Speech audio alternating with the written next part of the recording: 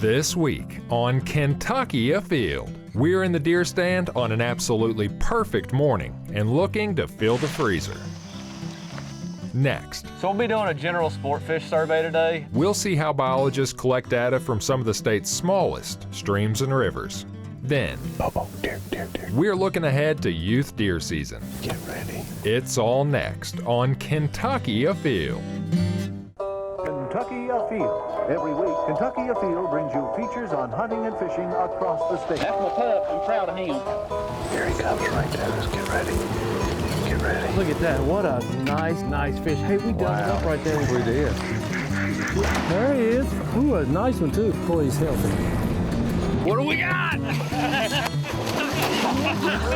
That was awesome. Got the first help.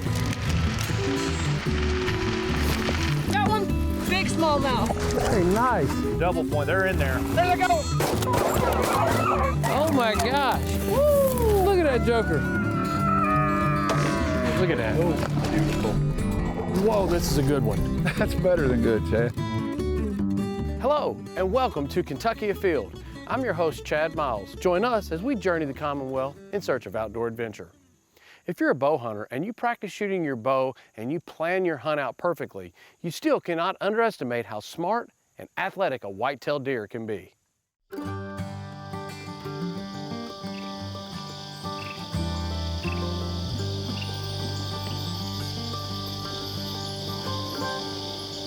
What a super exciting start to the deer season. You know, this is my second time in the stand. First time in this location. Literally, right at about the time I can see more than 40 or 50 yards. Had these two deer stand out. They fed around. They got right where they were downwind. And they just wouldn't close the distance. But they are right here in the edge of this field. Hopefully, they'll come up here and give me an opportunity. Over the last 2 years that I've been hunting out here, this little corner is full of deer. Been able to take a lot of deer. Oh, we got another deer here. Oh, this one's right in our wind. Pretty pumped about this being a fantastic archery stand. I've already got deer in the field, so I'm really excited about that. That's about 40 yards.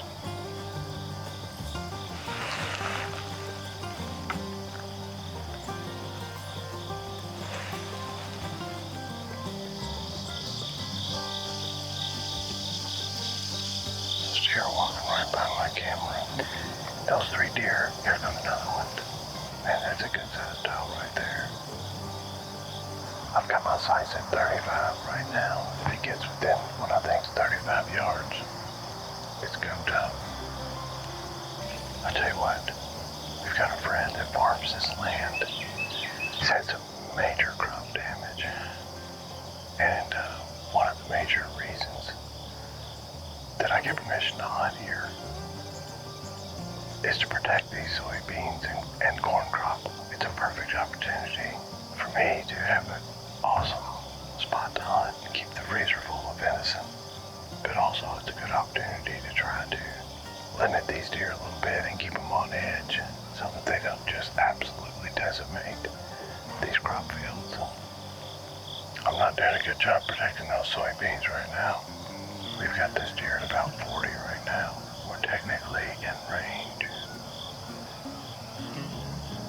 Perfect example of why I really like hunting bean fields in the early season. If this was corn, that deer would be standing right there and I wouldn't be able to see it.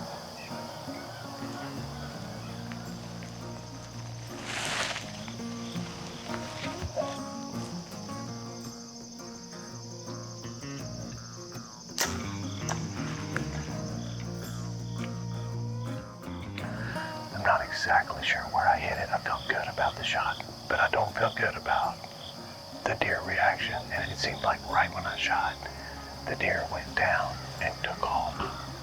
That's a shot that I just took that I feel 100% comfortable. That distance, I should be able to put an arrow right where it needs to be. The unfortunate thing is, deer, when they get spooked, they usually go down and lunge forward. You have to make sure you shoot at a deer that's not alert. That deer didn't seem to be alert.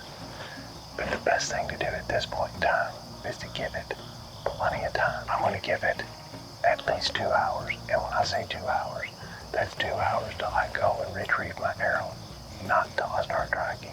It may have expired already and be waiting on me, but you know what? I don't want to jump that deer at this point in time. 2 hours, check the beans for blood. Either track it out or give it an additional amount of time and then try to go locate it. I've made shots that I felt like were bad shots. If you bow on it very long, you have. That was not one of those situations that I felt like I made a bad shot.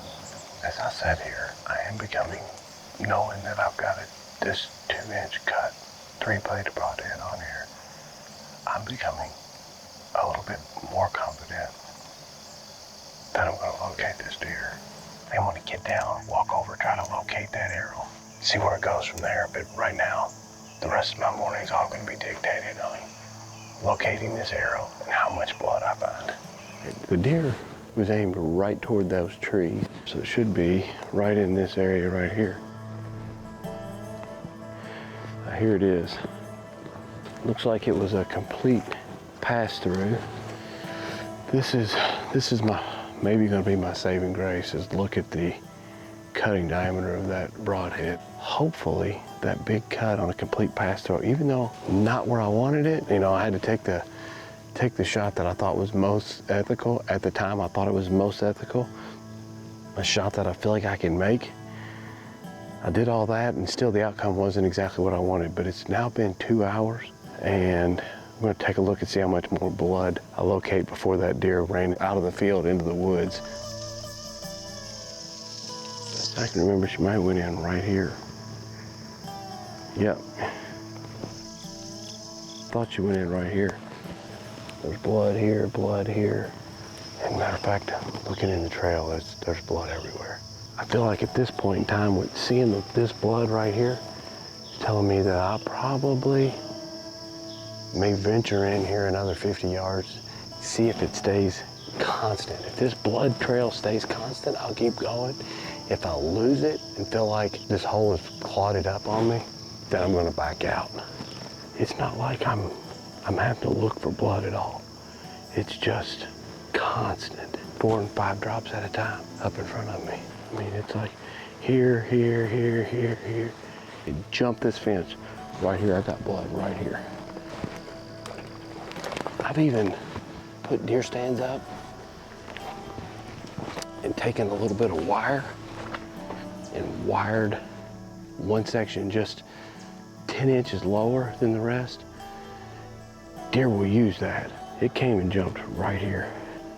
Oh, and I see it up through here too. We got blood right here.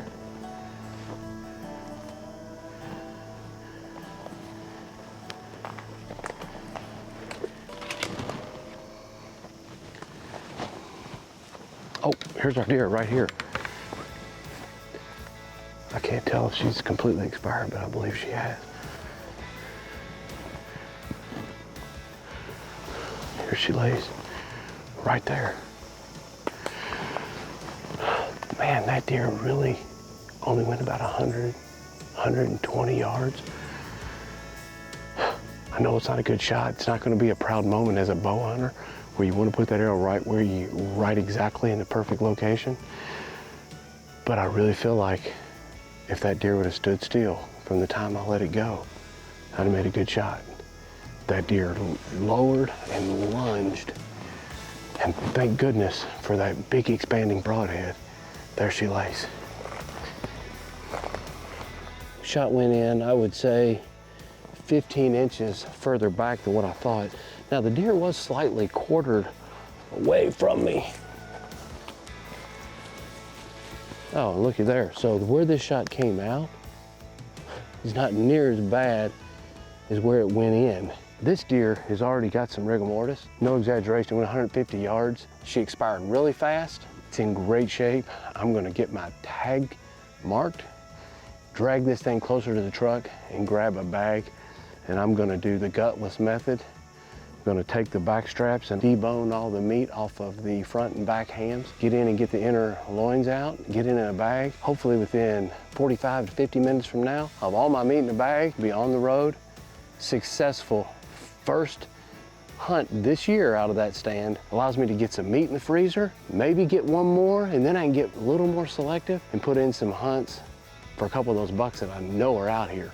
I couldn't be more excited. Kentucky has thousands of miles of small streams that can be good for fishing. But how do fisheries biologists manage those fish populations? Well, we headed to eastern Kentucky to find out. Little more, little more, one more, yep.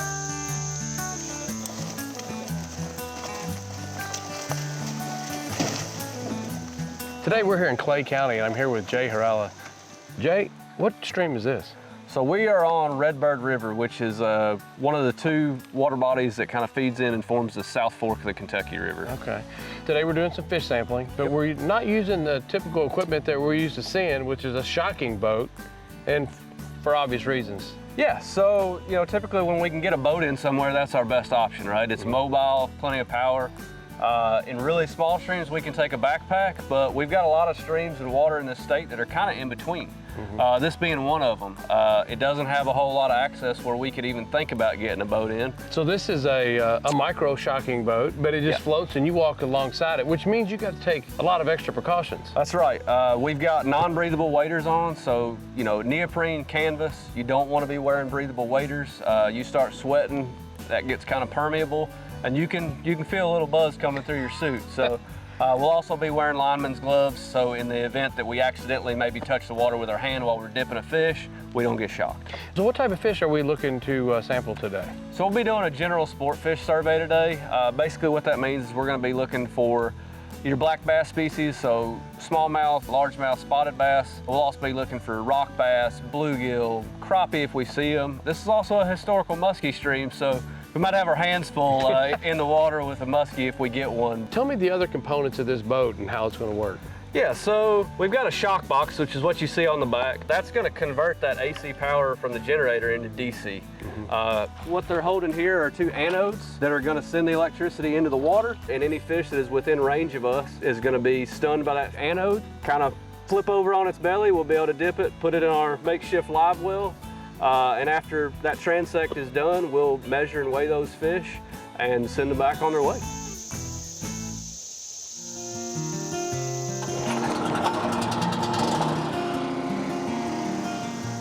So they got to keep their elbows above the water. If their elbows go down and touch that water, it will literally give them a shock.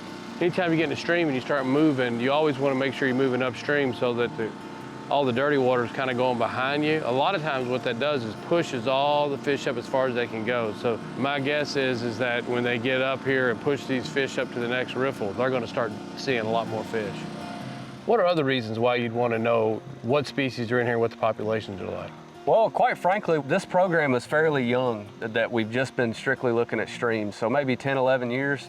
So we're still trying to get baseline data on a lot of streams, and we haven't had this piece of equipment very long, so we're still trying to get some of that. The last time that this stream was sampled was, back in the 70s or 80s. Wow. When some muskie projects were going on. We really need to have an idea other than just what anglers tell us, which is honestly the best thing we have to go off some of these streams. So you can create a baseline, and if you see a huge decline, you can start looking at what the reason could be. Could it be the lack of bait? Could it be, over harvest? Could it be other environmental issues that could be? It could be a multitude of things, and we also want to, if we find a fishery that's great, it may be underexploited, and we want to promote it as an opportunity for the people around here, or for anybody to come in and create, dollars and cents for the towns around here.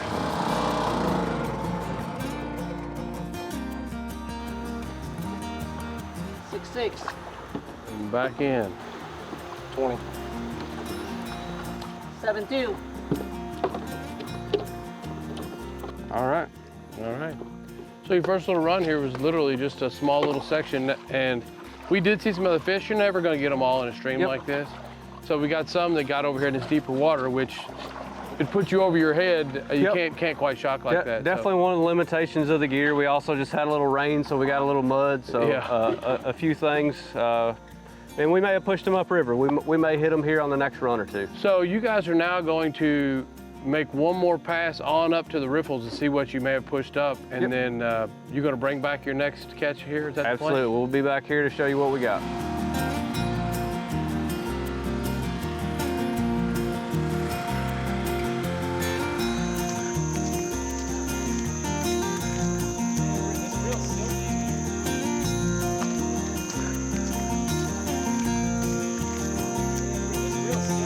Well, how'd you guys do on this trip?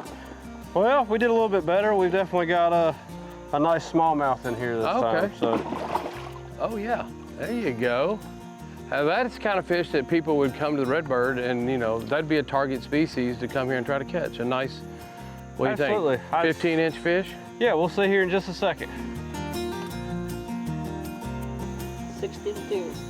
Yeah, over 16 inches.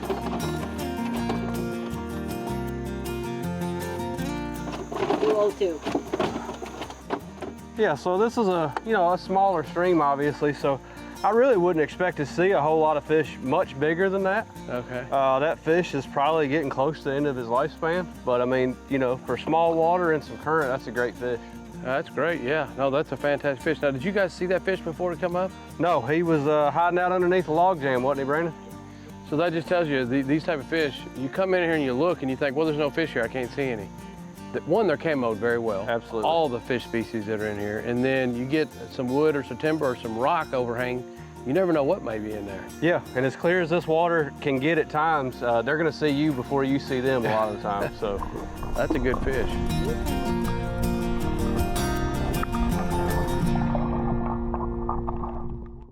The most exciting deer hunt I've been on in the last few years was last year when I took my son Leo on his first deer hunt.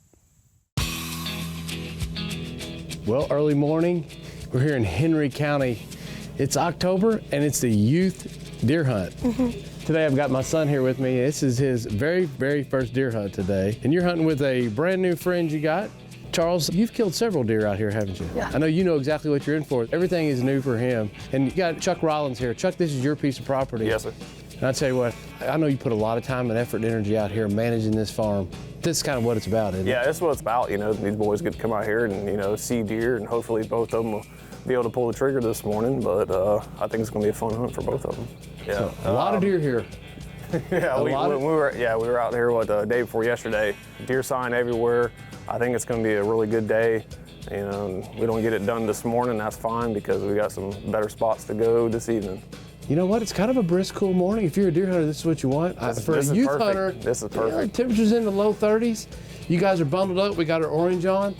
We got about 40 minutes till daylight. I'd say we start making our way. What do you think? Yeah, let's get everything loaded up. Let's go.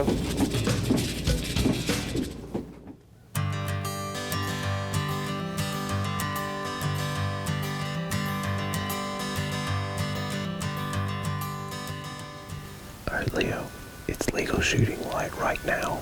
So if we see a deer, we can shoot. Now the deer have been crossing this road right that way, so I want you to keep an eye. You can actually see better than me because I got this blind in the way. So look down that road and we'll get the gun up and get ready.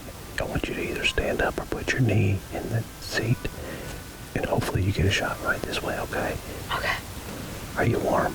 Yeah. Okay, good.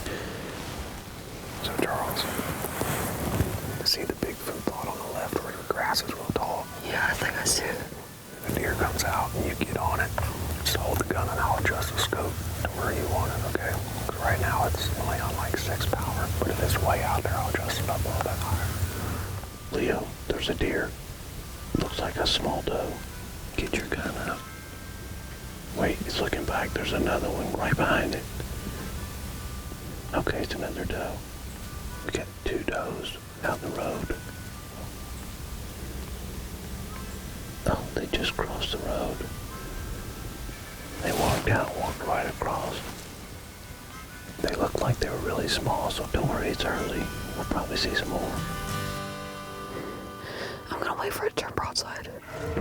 It's pretty big for a 4-pointer. It'll turn, just be patient. It's looking at us. It's staring directly at us. Just stay on it. Are you nice and steady? Trying to be. I can turn the scope up higher if you want me to. No, don't. It's already good. Okay. Wait. Don't move. There's another one right there. It's closer. It's literally right in front of us. It's right there. I see it now. There's a little spike. It's making a scrape. Okay, I'm gonna shoot it. Nice and easy. Right in the shoulder. Right in the front shoulder.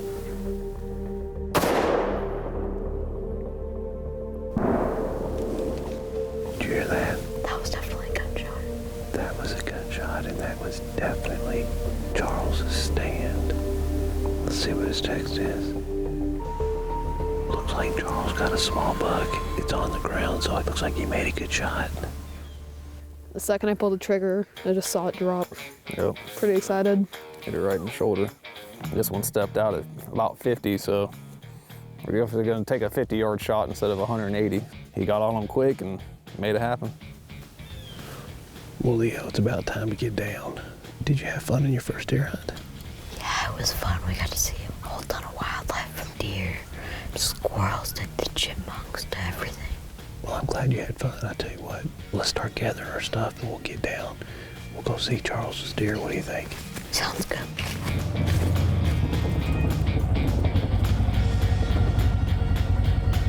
Well, look at that, Charles. You put a great shot on that deer. Nice job, buddy. Thanks.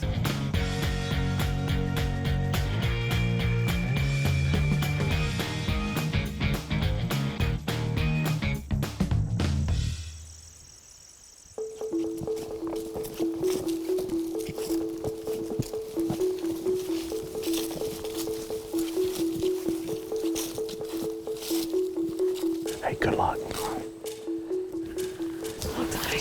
Thank you. You too.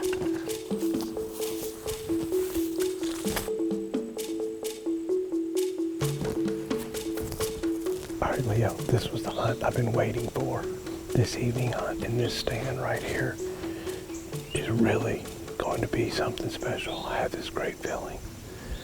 We're set up that way because the way the wind is blowing, the deer should show up right there in that little green field. There's a food plot down there and there's a camera and it's been covered in deer in the evenings. So that doesn't mean a deer won't show up in one of these other areas. I'll keep an eye out, but I want you to focus on that area, okay? Yeah. If the deer comes out there, take your time. You don't have to rush a shot. I don't care if the deer's there 3 or 4 minutes before you shoot. It's probably not going to go anywhere for a while. Hey, this is going to be good. I'm very excited. Are you excited? Yeah. This is your time right here. Beautiful day for a deer hunt. Oh, deer. Right in our opening. Get ready. See that dead tree right there? Laying on the ground. Oh, yeah. It's right behind it. Get ready.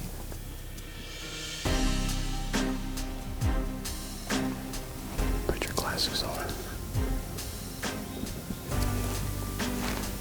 Take your safety off. Just keep the crosshairs on it. Wait for it to turn.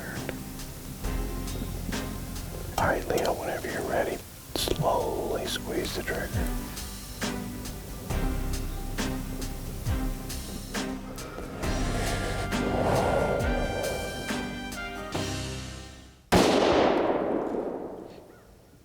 You got it down. Hey, that's a great shot. That's a great shot. It's right there. Oh my gosh. All that time sitting in the stand all day. Put that back on. Hold on, another one. Hold on. You dropped it right there. Great job, buddy. Hey, you dropped it right there. That's about a 90-yard shot. Straight down. I don't know where you hit it, but I know it was a great shot. Hey, nice job. Well, Leo, your first deer. Yeah. What an awesome day of deer hunting. We got out here this morning. You saw a couple deer, but it was very quick and they got through on us and we couldn't get a shot. This evening, we had that deer behind us, but what happened there? Well, we saw this deer and it crossed, and our mind left that deer and came to this one. First day in a deer stand. You got 2 hunts in, a morning and an evening, saw deer both times, and was able to take a big doe. Hey, what do you think about deer hunting? It's really fun. Hey, Leo, I hear Chuck and Charles are on the ATV coming to get us right now.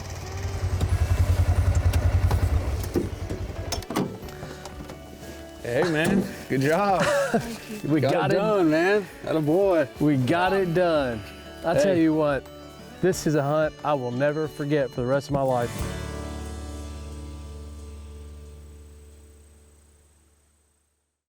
Now let's check in and see who else has been out having fun in this week's Ones That Didn't Get Away. Here we have Deanna Lucas with a nice velvet buck that she took in Breckenridge County. Congratulations. Here we have a beautiful cave run muskie that was caught by Mark Moore. Nice fish. Here we have Sam Stone, who took advantage of the early wood duck season and took this nice mess of birds in Simpsonville, Kentucky. Nice job. The youth-only firearm season is next weekend, October 14th and 15th. Good luck to all you first-time deer hunters. And remember, hunting and fishing on private property is a privilege. Always ask permission and thank the landowner. Until next week, I'm your host, Chad Miles, and I hope to see you in the woods or on the water.